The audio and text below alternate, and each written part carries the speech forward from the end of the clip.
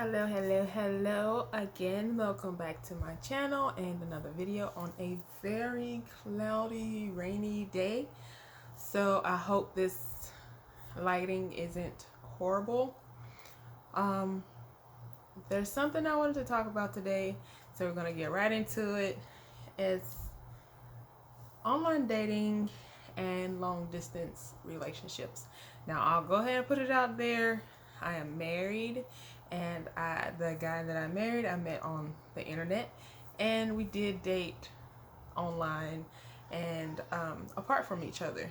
Now long distance could mean different things to other people, so for right now I'm gonna say it's any amount of distance that keeps you from seeing each other as much as you would like even once a month or anything like that. So that's what we're going to talk about today. And so I hope this video is helpful to anyone who is considering dating long distance. So I know a little bit about this. I'm not going to say I'm an expert, but I do know a little bit about this because I did date on the internet during a time where internet dating was not considered to be normal.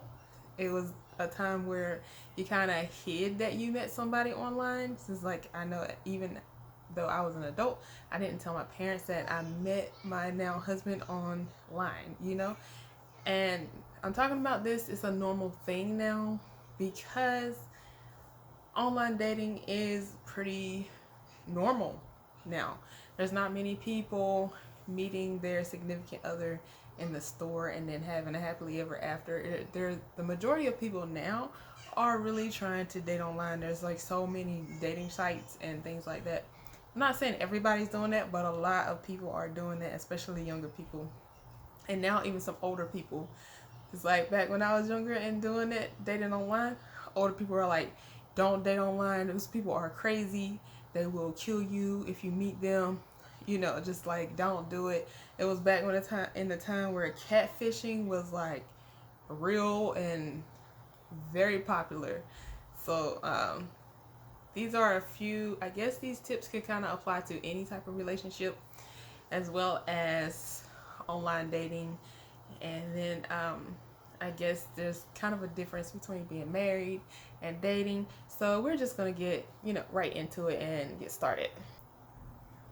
So before you decide to date online, there's something you need to ask yourself. Am I someone who is extremely needy? Do I need to see this person in person, touching this person all the time?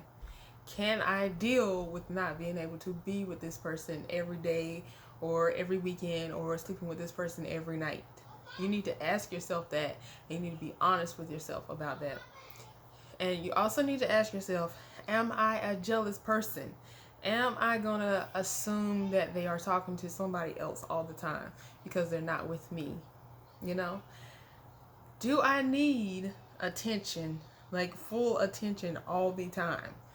You need to ask yourself these questions. They're really important because if you're a needy person and if you're someone who does not trust people, online dating and long distance dating is gonna be hard for you. I'm gonna go ahead and say that it's gonna be hard. And I'm bringing this topic up because I'm in a group on Facebook and somebody really asked about this. They were like, and they got a lot of negative responses, like don't set yourself up for the hurt, and it doesn't work, and it's hard, and it's not possible, and things like that. But I am someone who can say that it can work, but it depends on not just one person. It depends on both people in the relationship, no matter what type of relationship it is. I am now happily married, and I'll be married for 5 years this October. Okay, so I'm just here to lay it out. It's not for everybody, but it can work. So after you've answered those questions about yourself and you decided, hey, I want to give online dating a try, I want to try dating long distance because for whatever reason, then there's things that you need to consider and things that you need to understand about a relationship, that's especially long distance relationships, okay? And these can apply to regular relationships as well. So when my husband and I were dating, we came up with this little um, thing called crush, and we would take each one of the letters and break it down into so that it meant something. So like the foundation of our relationship is the C in crush, which is communication. So we talk about everything. When we were just dating online, we talked about every single thing. Anything that came up, we just talked. We talked all the time. And now it's a lot easier to be able to communicate. People have cell phones. They have video chat on their cell phones. When we were dating, you couldn't video chat on your cell phone. It was just computers. So we had to wait until we were at home at the same time to Skype, pretty much. So we Skyped. I don't even know if y'all know what Skype is now. But that's what we did. And people would ask, like, how do y'all find so much to talk about? Like, how do y'all talk to each other, like, all the time? That's who we were. We decided that we would always keep the lines of communication open for each other, and we're still that way. We talk about everything. If something's bothering me, I talk to him about it. If something's bothering him, he talks to me about it. We are always open about everything, about our feelings, how we're feeling about this or that, or even as far as the distance, how we feel about how often we got to see each other and things like that. So it's very important to always be able to talk to the person that you're in a relationship with or trying to be in a relationship with, because that is key. Like everything else comes right back full circle around to communication. So everything we talk about always comes back to communication. Like people will say, oh, you have to be in love, but you have to have communication first. If you can't talk to the person that you want to be with, it's going to be a very hard and long and dragged out relationship that you're going to want to get out of. Even if you're completely opposite, if you can't find some type of common ground to talk about, or if the person can't talk to you about what they like and you can't talk to them about what you like, and it just isn't there. Communication is like the key to a good relationship. And the next thing is, I'm trying to just summarize this stuff because we talked about this stuff in depth. So I'm gonna just like summarize these things. And if you have any questions, you can just comment below. So the R is for respect, and this is really important. If you're gonna be with somebody, you have to respect who they are right now. You can't decide you're going to be with somebody and say, I'm going to change them into who I want them to be. I'm going to mold them. That does not work. You have to respect who they are, what they want to become, and everything about them. You have to like what they are right now. So you have to look at them and say, okay, yes, I respect who you are as a person right now, and I'm always going to have respect for you as a person, and you're going to respect me as well. And a lot of people have issues when it comes to respecting the other person. Like, you have to respect them as a person, you have to respect their privacy, you have to respect their needs.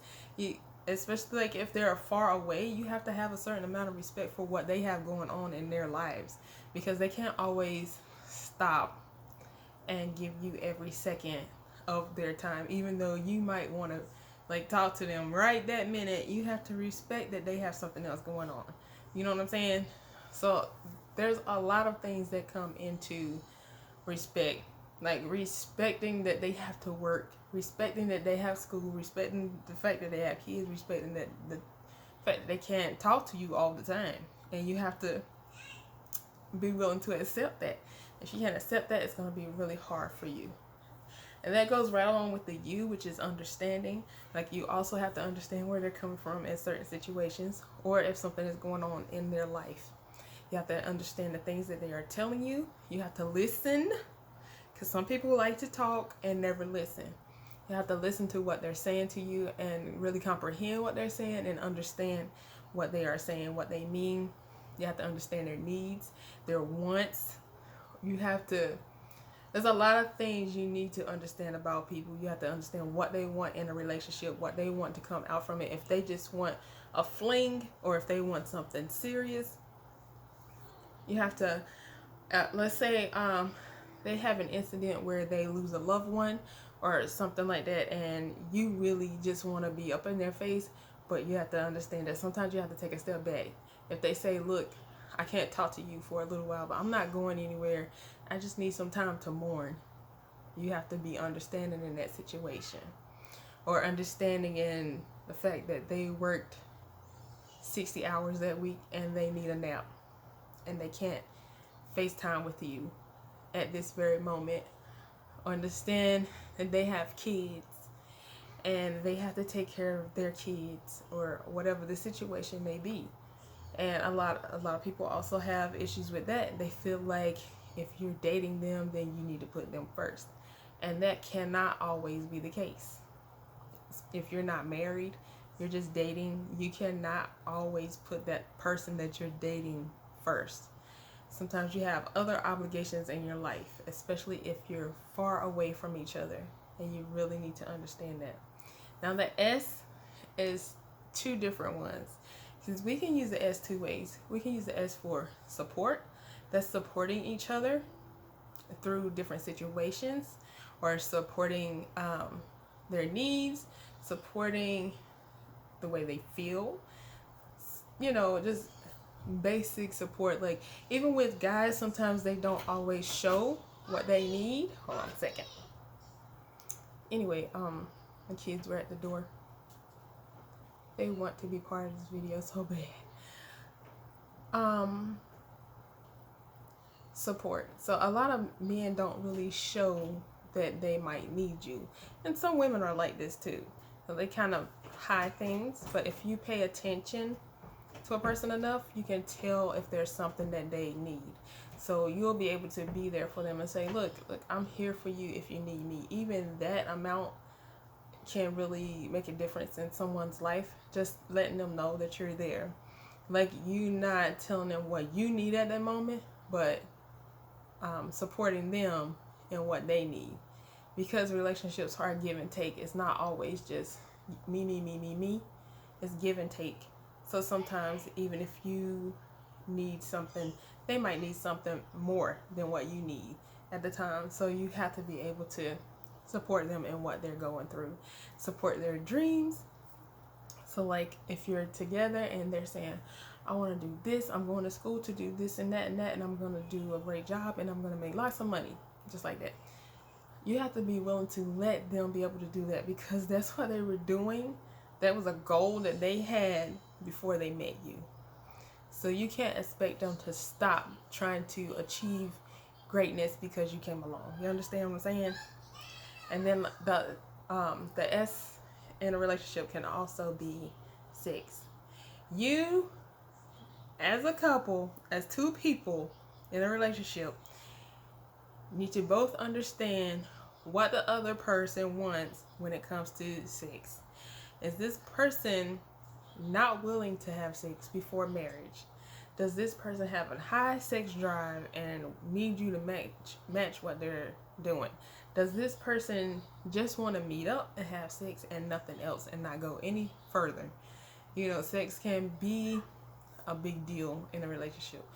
What type of sex do they like? Are they into different things, or what's their sexuality? That stuff needs to be laid out in the beginning so there's no confusion about it. Because if you're somebody that's like, I'm not having sex until I get married, and then the person comes to see you and then they're expecting you to have sex with them, you guys are going to bump heads, you're going to clash, and the visit is not going to go well, So that's something you really need to talk about in the beginning. Even if you're just talking about it on the phone, it needs to come up. I'm not saying y'all need to talk about sex all the time, because that is irritating. If somebody's always talking to you about sex, that is really irritating. But it's a topic that needs to be addressed. And then the last thing that we added to it is honesty. You have to always be honest with the other person. Always tell them how you're feeling. Don't lie to each other, because it's hard enough when you're far away from each other. You know, you have to, you don't want to be thinking, what is this person doing all the time or whatever. You just have to always be honest with each other. If you're going to be dating online or long distance, and but you want to date other people as well, you need to tell them, look, I'm dating you, but I'm dating somebody else too, because I need to keep my options open. You know, you always have to tell each other how you're feeling about the situation that's going on. If they're doing something you don't like, you need to tell them that. If you're doing something, they need to tell you. Like, that's one thing me and my husband are always, we always talk about things that are going on. We're really honest with each other. It's really hard for him to even lie to me. Like, it's hard for him to surprise me because, like, I'm always guessing what's going on or whatever. Like, he cannot lie to me. And I know for a fact, I know some people won't believe this, but I know for a fact my husband has never ever cheated on me, not even while we were dating online or anything. Once we decided that we were exclusive, we were exclusive. And I know that because he's always honest with me. And I know he's honest with me. You can believe it if you want. You can take it how you want to. Because some people don't believe that type of thing. They don't believe in monogamy, you know? Take it how you want.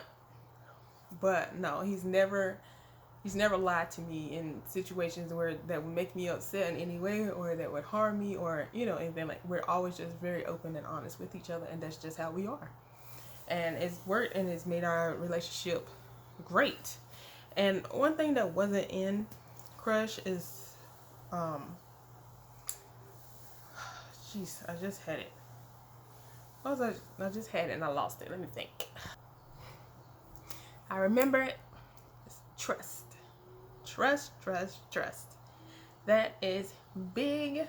If you are not someone who is willing to trust, long distance relationships are gonna be hard for you.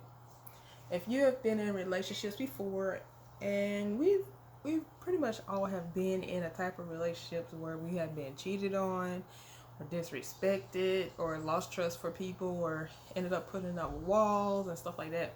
But if you can't move past your past relationships and learn to trust the person that you're trying to be with now, it's gonna be really hard. I trust my husband with everything. I know that he would never do anything that would cause me any harm. I know that for sure. But everybody's not like that. Everybody can't say, okay, I can trust this person with everything. You know, everybody's not like that, and it's hard. Trust is a hard thing to gain. But I trust him. He's gained my trust, and trust is gained through actions, not just words. And I've gained his trust. We are not a perfect couple. We argue sometimes, but we've never laid hands on each other. We are both not about that drama. We don't like drama in our lives. We don't like to gossip. And you know what I'm saying? We don't like to do all these things that can hinder our relationship. That's just not who we are. So for us, it has worked very much. We didn't live together until 3 months before our wedding. We got engaged and we still lived apart. We saw each other before we got engaged. We saw each other maybe once every 2 months. And then when we got engaged, we saw each other once a month because we thought it was important to see each other as much as we could. And he had things going on and I had things going on. At the time, my father was sick and had cancer. So I was always like helping my family and things like that. So I couldn't always give him all my time. And he was working, trying to climb up in the ladder, so he couldn't give me all his time all the time. But we still checked in, and we didn't talk. We didn't have these conversations. It was like, good morning, beautiful. And that was it. Those are not real conversations. That's not real communication. We would have some in-depth conversations, and we would have sometimes where we didn't have time to talk like that. So we would just check in. Hey, how are you doing? How's work going? How's your daddy doing? How's your family? Stuff like that. And those were conversations that we had, and you know, like real conversations. But in the end, everything still comes back full circle around to communication. So even with trust, It comes with communication and keeping the lines open, keeping everything open, respect, speaking to each other in a respectful manner, not talking down to each other, not thinking you're better than the other person, things like that. Even understanding comes back to communication. You can't understand somebody if they're not trying to speak to you about what's going on in their lives. You know what I'm saying? Respect, like I said before, speaking respectfully to each other. You know, talking about sex, communicating about sex, support, communicating to the other person that you're gonna be there for them. You know, all that stuff. Honesty, being open, and talking about what's going on in your lives. That's all back to communication. So now you can see why I say that communication is the foundation. Because you can have all the love and you want, oh, I love you so much. But if you can't talk to each other,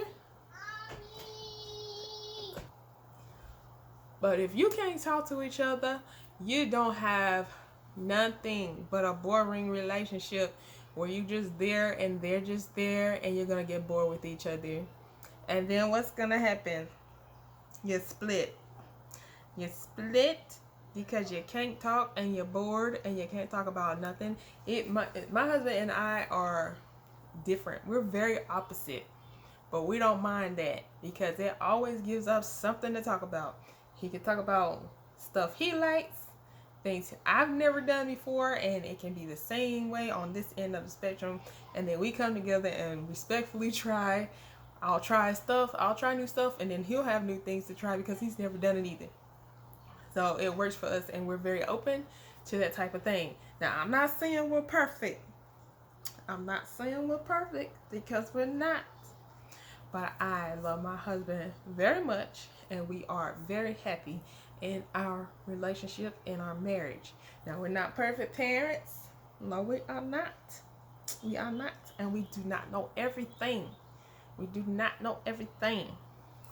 And that points me in the direction of don't take everybody's advice. So I can sit here and tell you this stuff all day long. You don't have to listen to a word I say and just go on about your business. You have to think for yourself. You can hear what somebody has to say, and then you apply that to your life, and you say, do I need to use this, or is it going to ruin my relationship? That's what you do. Because everybody has that, they need that ear. And you talk to somebody about things, and then that person, they tell you stuff, and then you jump up and say, yeah, you're right. And then your relationship is ruined because you took that advice from that person that know nothing about the situation, only those few words that you told them. No. Don't do that. Because everybody is different.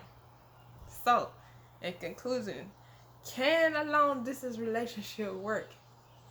Yes, it depends on the person. It depends on who you are, who the other person is, your attitude towards having a long distance relationship, the way you think about relationships in general, be it friendships or romantic relationships with just parents or loved ones. It just depends on how you think about the relationships.